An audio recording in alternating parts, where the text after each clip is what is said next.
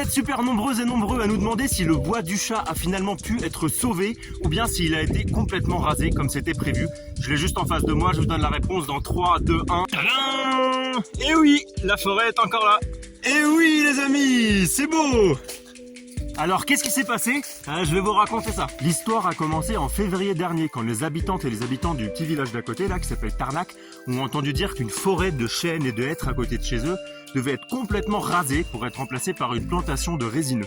Alors, le jour du début de la coupe rase, dès 7h du matin, on était sur place avec les habitantes et les habitants de Tarnac pour accueillir les bûcherons.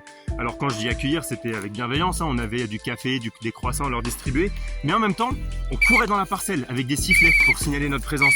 Et du coup, la police est venue et a dit, il y a des gens qui courent dans la parcelle pendant que vous essayez de couper du bois. Là, les conditions de sécurité pour le chantier sont pas réunies et je suis obligé de faire arrêter la coupe pour le moment. Quelques jours plus tard, la société exploitante des bois qui s'appelle Argile a essayé de revenir en toute discrétion. Sauf que là aussi, les habitantes et les habitants du village étaient sur place dans la parcelle avant eux. En tout cas, tout ça, ça nous a donné du temps pour alerter les médias, pour alerter les politiques. Et dans les semaines qui ont suivi, il y a eu la publication d'une tribune par les élus locaux pour dire non à la coupe rase du bois du chat. Il y a plusieurs députés qui sont venus sur place.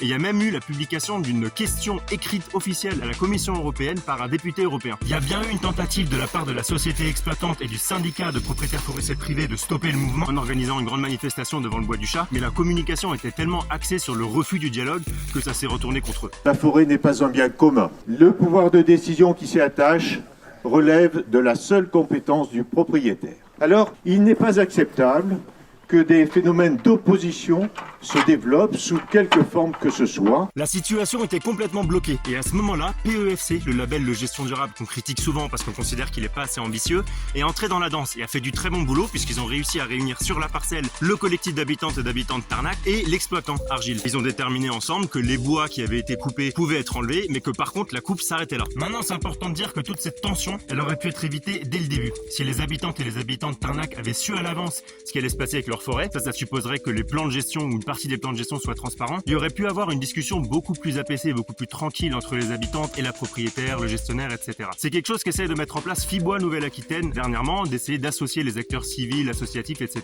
dans une discussion avec la filière forêt-bois. Donc c'est quelque chose de très bon qu'on encourage.